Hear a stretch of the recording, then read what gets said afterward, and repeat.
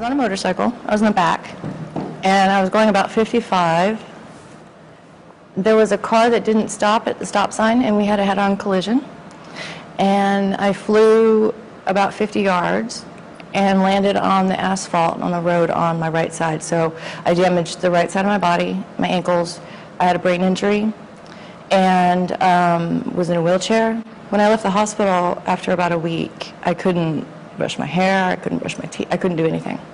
For the first 7 years, it was pretty much have surgery, recover from the surgery, have physical therapy, and then have surgery again, and then recover and physical therapy. So I did that for like 7 years. My mom recommended that I get neurological testing. So I got this huge battery of testing, psychological, neurological, and the results came back, and he said, well, you've lost about a third of your IQ points, and it's been so long since your injury at that point that this is pretty much it. And now I know that to be untrue. At the time, I thought, okay, well, this is it. I'm never going to get back to my career. I'm never going to be able to do any sort of cognitive thinking, sequencing, planning, time management. You know, I was at a loss. And my identity was so wrapped up in my career that I was striving for. I couldn't get it in my head that I wasn't that person anymore. So I kind of had to go through a mourning process of who I used to be, to let that go and to start understanding who I am now, what I can do now. All of a sudden, the way you used to do things doesn't work. And this was something that you had counted on. This is something that you crystallized in your past. This was your behavior, right? And all of a sudden, it doesn't work. You don't end up with the result. Cognitive functioning in general moves more slowly. There's more cognitive fatigue. So your brain just sort of shuts off. It's just had too much information, and it shuts off at way, way sooner than you're used to.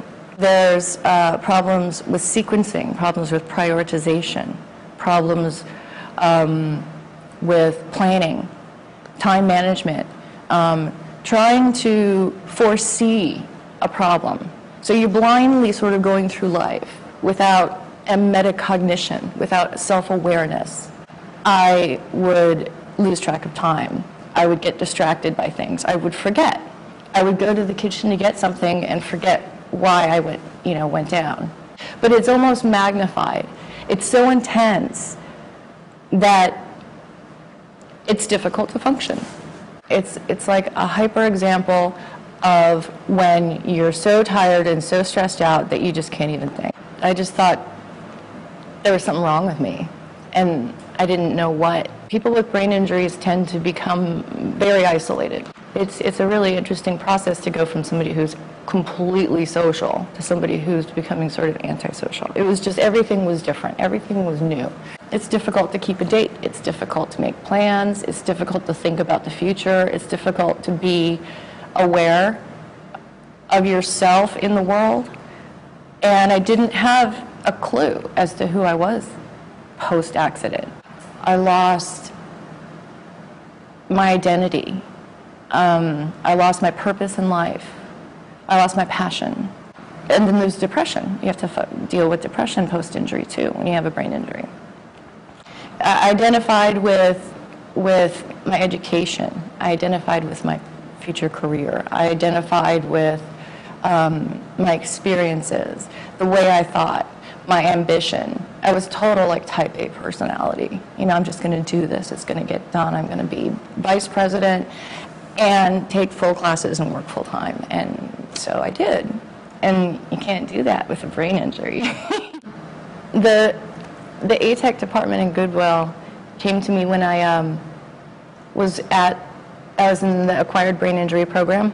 Assistive technology makes it possible for me to function in today's society with a brain injury. You go through an analysis process, and during this process, they really sort of get to know you individually. They really look at your deficits, and they really want to address specifically what you need to compensate. So they sort of customize this plan for you.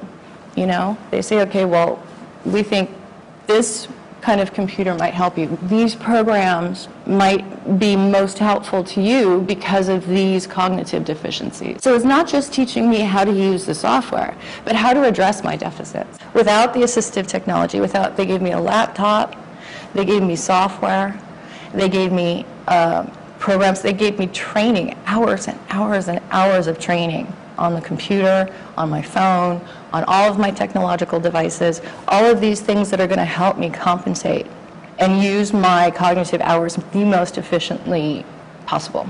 My assistive technical counselor came to my house and gave me hours and hours and hours of the most patient, respectful, understanding, and compassionate training you can possibly imagine.